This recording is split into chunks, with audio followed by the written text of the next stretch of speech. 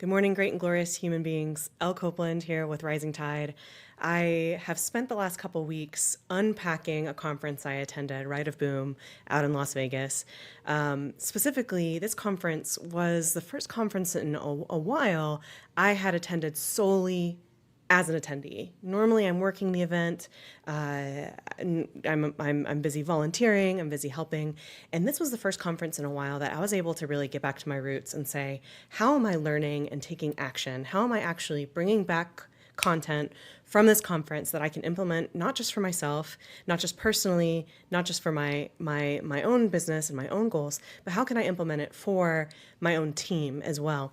And so I took a really critical eye, and this is based on years of attending conferences, not just in our industry, but in others. And I wanted to be able to give you a nice practical way to take notes. You'll see I actually have those two articles that I wrote. One is called Ripe for the Picking, Maximize Your Conference ROI, where I walk through and I explain approaching a conference like a garden. I explain, let's go through and talk about what conferences are, how we can invest in them, how we can choose, how we can take home that harvest and be intentional about building with it. And then the second one, I actually wrote this after the first one that I wrote. So I've been promising a few people an article on my template for notes that I've done in OneNote. And I've written through with an example of how I have previously taken notes, and I've walked through the template here. And so actually that's what we're going to do in this conversation is we're going to walk through this template together, and we are going to kind of discuss the main parts to how to take good notes that you can take action on after. Not notes that get lost, get thrown away and collect digital dust, not notes in a bunch of different places. How can we be practical about building our note-taking process in a way that benefits our entire organization and our future growth? So with all of that said, let's take a look at my actual template here. So one here, transition, cool. Technology, it's great, isn't it? All right, so I have links to this OneNote available in the blog post. I can also just send you the link if you want to drop a comment here or DM me on LinkedIn. But this is what you'll see when you open it up. Or at least some version of this. You probably won't see the other conference stuff.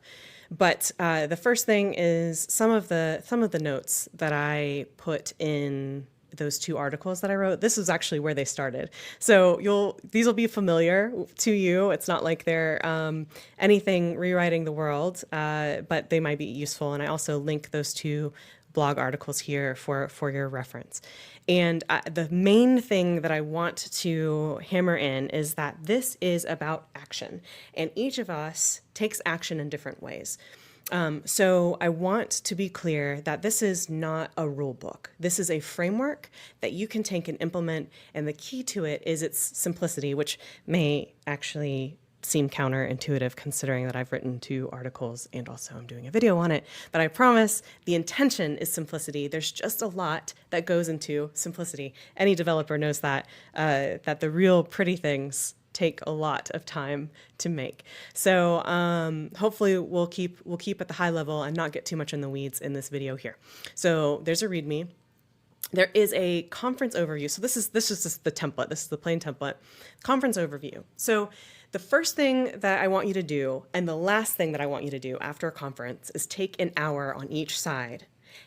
On one side of it, think about what you want to do. And on the other side of it, think about what you did and did you accomplish what you wanted to do. With those two bookends, you have a better idea of what your goal is while you're there. And you have essentially, you're going to create a structure for coming back to whenever you are feeling out of sorts at the conference, which happens. You're meeting a ton of people, you're learning a lot. And so it's super important to have something that you can come back to, that you don't have to think about, that you don't have to make those decisions in the moment. You've got that foundation at the beginning, and then you know that you're going to recap it at the end. So that's the first thing.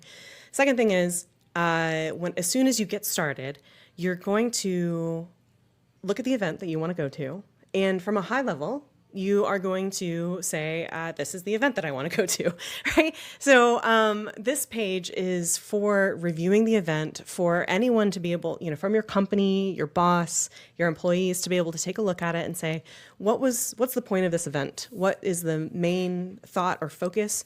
And so you could say the conference name, where it is, if there's a theme for the conference, or what's the goal for it, the team that's attending, if it's one, if it's multiple people. Personal goals for attending. This is something that I use for me personally, but like what is the reason that we want to go here? How do we know what success looks like?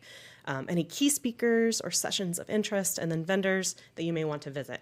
So this is just from a high level. The rest of this is important as well. I would encourage you to read through these questions to help frame you, essentially to prime the pump as you're getting into your conference season. What are you looking forward to getting out of this? You don't have to answer these, just have them. Just read through them once, get them in your noggin. But the rest of this is actually for after the conference. So we'll come back to that when we're done here. So once you've had from a high level what you want the conference to be about, you're going to want to go through the agenda for that conference. And in my blog post, I mentioned going through CodeMash's conference. So you'll want to go through the conference. You want to look, line by line, what sessions do you want to go to? What are important? And drop them in here. And so I have under miscellaneous, I have CodeMash 2025. And you can see I've actually gone through and filled out these things. So the conference overview, I've gone through and I've filled out essentially what it was for CodeMash 2025. It was a polyglot developer conference. If I had gone, I would want to spend my time learning about open source softwares and security solutions with those softwares, finding new developers outside of the MSP space, because we are looking for people that have experience, but we don't want to poach them from our clients. And then, speakers that are important. So Kevin D, other vendors that I want to make sure I visit. And so this is how I filled out the CodeMash example. And then as we go through the agenda, I went through the agenda and I just said, what sessions look good? I clicked on them. Oftentimes there's going to be a summary. So for each of these items, I would go through and I would say, okay, GitHub Actions from zero to hero. That sounds interesting. I would look at the article on their website, on the agenda, and I would just copy and paste the agenda. Done. Move on to the next one. Done. So as you go through and you put these out, you are just setting up the framework for what you would like to do. Do you attend all these sessions? Maybe not.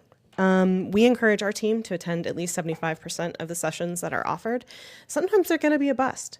But sometimes there's a small jewel, or something interesting that you've never thought about that you can consider. I like to say that everyone is a teacher. Some are good teachers and some are bad teachers, but you learn something from it either way, either about what you want to do or what you don't want to do. So you go through, you build out your agenda. As you can see, I've labeled this L's agenda. If Mendy had one, well, we all know Mendy doesn't take notes, but if Mendy had one, we would have Mendy's agenda. You could have other people's agendas. So you could compare where you're going to go, even divide and conquer. If there's two courses that you are interested in attending in the same time slot, maybe your coworker wants to attend that. So having these conversations ahead of time allows you to diversify and get the most out of the conference. So as you're taking, so really that's all the pre-work that I encourage you to do. I want you to take a look at the conference and identify why you're even going in the first place. And then the second thing I want you to do is consider the actual agenda and what you would like to do. Now that we have finished talking about getting ready, you've asked a couple questions. My blog article on getting the most out of a conference talks a little bit more about what you can do as pre-work. Now let's imagine we are at the conference. We are starting with that keynote first thing in the morning. We're going to get in. We're going to take notes. We are excited for the day. We start with a cup of coffee. We're so ready. And the first thing that I would encourage you to do is you're going to open up your notes, and I would encourage you to not take diligent notes. So you've just made all of this. And the reality is when you have the session abstract or summary already in front of you, you know what the essential commentary or the topic is going to be on, right? This is not something that you need to be taking a stream of consciousness notes on. That's what we've got things like Otter.ai or Plod.ai. We've got ways to, you're not a transcriber. This is not a court situation. You don't need to know things word for word. What you need to be doing in these sessions is considering the key points that are being said, and if those apply to you, and if you agree with them or not, and then if they mention any sort of research or things that you may want to look at further, you jot those notes down. So let's actually look at a conference I did attend. So Write a Boom 2025. I actually did not prepare this, so let's see if. Okay, we'll go to. So I actually took a lot of notes on this, but the reality is of taking the notes on this situation. So here's the abstract or summary. I didn't format this. I just copied and pasted it, hence the extra white space there. But the thing about this is I would take occasional pictures, and then I would let my phone do some OCR reading, and I would grab that text, and actually a good amount of the text on this page is just me taking a picture, grabbing the OCR, and dumping it in here. If there was an image that was valuable, I would crop it and I'd put it here. And then just rinse and repeat, just keep going. If there's numbers, I try to make sure that I document numbers because those are really easy to make up and hard to find later. If they mention an article, I try to go ahead and find that first thing while I'm sitting there. And one of the other things that I do is I'm doing all of this from a tablet. I have brought my personal laptop, but I'm not using I've brought my work laptop, but I'm not using my work laptop to take notes. I've left that in my room so that I can focus on actually taking notes. So session notes are great. You're sitting down, you're able to focus. Even though these notes are very, I really liked the speaker. And so I was really just trying to take in as much as I could. But actually, if you look at my other sessions, they're pretty high level. Oh, well, this one I did not pay attention because it was a say talk as flow, but also it's important to be able to segregate out those things and say, okay, well, this was not as super useful. Maybe next time I don't attend this talk and I choose a different talk. So there's lots of things that you can do there. But in general, you want to keep your notes high level. You want to say, what does this mean? What does it mean for me? And what do I need to be doing next with that information? And we'll talk about that more later. But the next thing I want to talk about is, so we've talked about session notes, which are relatively straightforward. You're sitting there, you don't have a lot of distractions unless you're sitting around with friends and someone said something funny that triggers an inside joke. And we've all been there, it happens, and there's a place for that. But session notes are going to be easy to follow. Other notes like networking or vendors and exhibitors are not going to be as easy to follow.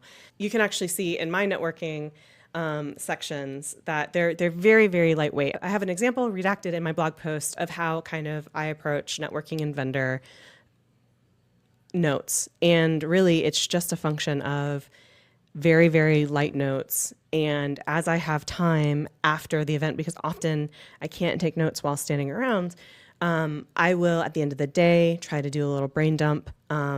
Before leaving a session, I will do a little check to make sure my notes for a session are correct. And then also any hallway conversations or people that I ate with at breakfast or whatever, that I make little notes about that as well.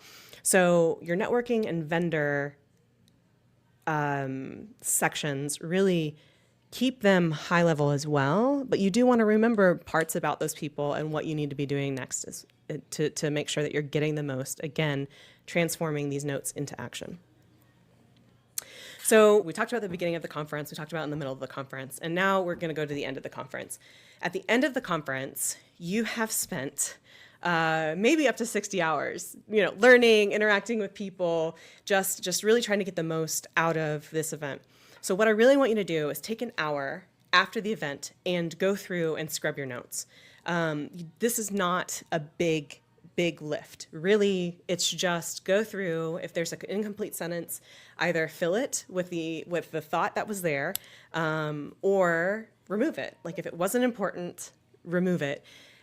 From there, I like to use ChatGPT to go through and say, "Hey, ChatGPT," I ask it the questions that I put on the conference overview. So you see in the template, it's a little bit different. On the template, the conference overview has questions in it. For my review of Write of Boom, I actually just pulled all of my information for each session, put them into ChatGPT, said what were the key takeaways for this session, and then I fed all of those takeaways into a bigger takeaway for the conference as a whole. That being said, the important takeaways, I want you to do this yourself. I want you to sit down and say, what was important to me? What were the key things that I heard that are important? So the ideas from the conference, that helps you shake out maybe some things that were common themes that you didn't exactly hear, but they were just kind of underlying themes. And then for the important takeaways, I want you to do those yourself, either really before you run this through AI, so you're actually using your noggin, versus after, when maybe it's been pre-prepped for you from some sort of generative robot. But so really, I want you to take just a quick overview. I give myself an hour to go through and identify the key takeaways for me. And then I give myself a little bit more time to prep that for my team if I'm bringing it back to speak with them on, or if we even meet together and do essentially a postmortem on site. My article mentions Tara Rummer mentioning that as well, even doing daily check-ins with the team to ensure that you're keeping things at top of mind for what the next action is. So really, that's how I would use these notes, is plan before, be intentional in the middle, make sure that there's enough space, come back to it when you're feeling stuck or overwhelmed. And then at the end, you want to take an hour, just 1 hour after that big trip, just one, and just high level, go through, identify what needs to be done, get some clarity on it, and then make one good next move. You don't have to do everything. In fact, I would just encourage you to put everything on a list and do the first best next thing. Sometimes that's just following up with people. Like sometimes that's just sending an email or doing a demo or something like that. Sometimes it's more bigger than that. Sometimes you had a conversation about what is one of the big things that they mentioned that but we already have set up is, what's your disaster recovery plan? What's your incident response plan? Do you have those in place? That's a big lift that requires collaboration across the entire team. Pick one, do it. Start somewhere. Someone even said, even if you just have a sheet of paper that has written out, you just write out a bulleted list of, those 6 steps. That's 6 steps more than you had before.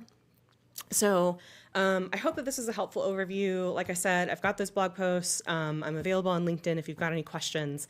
As conference season kicks off, I hope to see you there, and I hope to hear about how you're able to take action with notes, even if you're a poor note taker. And you'll actually, if you look at my blog post, you'll see I rarely am able to pay attention, and I do my best to stay high level so that I can make sure that I have my eyes on the prize and I am moving towards action and implementation after the conference to make the most of it. Again, I'm Elle Copeland. It was great talking to you guys today, and I'll look forward to seeing you on the next one.